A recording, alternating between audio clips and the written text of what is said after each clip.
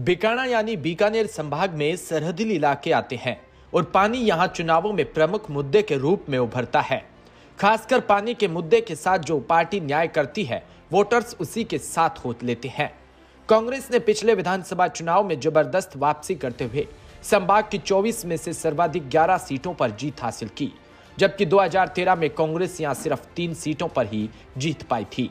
बीकानेर संभाग में वर्तमान में 24 में से 11 सीटें कांग्रेस, 10 बीजेपी, 2 कम्युनिस्ट पार्टी और 1 निर्दलीय के पास है, जबकि इसके पीछे चुनाव की 17 सीट पर बीजेपी, 3 पर कांग्रेस और 2 पर जमींदारा पार्टी और 1-1 सीट पर बसपा और निर्दलीय जीते थे।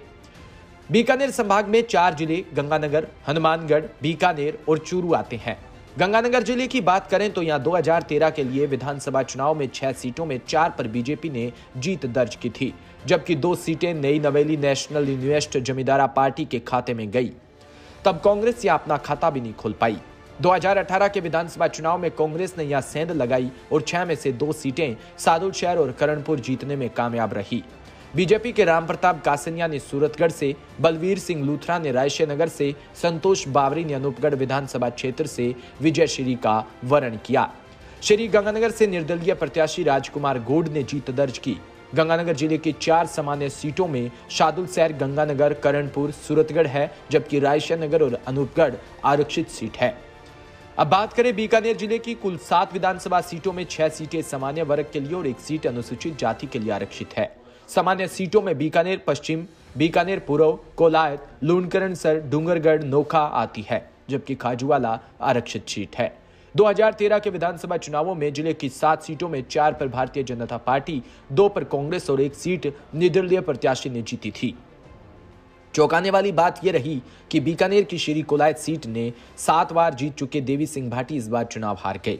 पिछले 2018 के विधानसभा चुनाव में कांग्रेस 3, बीजेपी 3, सीपीएम 1 सीट जीती।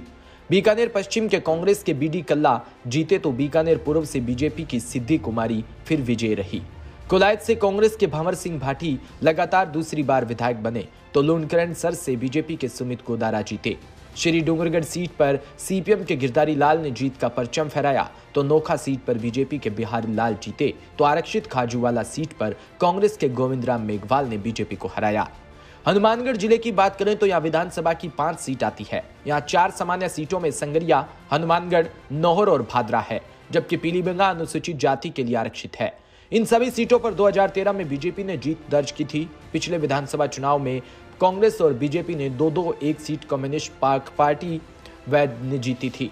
कांग्रेस के विनोद कुमार और नौहर से कांग्रेस प्रत्याशी अभिषेक जीते। संगरिया से बीजेपी के गुरदीप सिंह और पीलीबंगा से बीजेपी के धर्मेंद्र कुमार विजयी रहे। इस चुनाव में भादरा सीट से सीपीआईएम के बलवान पूनिया ने बड़े दलों को शिकस्त देकर चौंकाया भी था।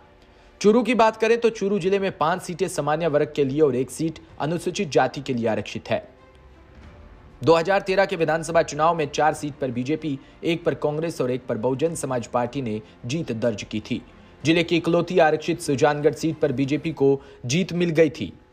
वहीं 2018 में पिछले विधानसभा चुनाव में कांग्रेस ने 4 सीटें जीती तो बीजेपी के हिस्से में सिर्फ 2 ही सीट आ पाई है। इनमें से एक चूरू विधानसभा सीट से एक बार फिर बीजेपी के राजेंद्र राठौड़ ने जीत का परचम फहराया। रतनगढ़ से बीजेपी के अविनेश महर्षि जीते। सादुलपुर कांग्रेस की कृष्णा पुनिया, तारानगर से नरेंद्र बुडानिया, सुजानगढ़ से मास्टर भंवरलाल मेघवाल और सरदारशहर से कांग्रेस के भंवरलाल शर्मा विजय रहे। विधायक भंवरलाल शर्मा के निधन के बाद यहां उपचुनाव में कांग्रेस को ही मतदाता ने जिताया है। Bureau report, DPK news, Jaipur.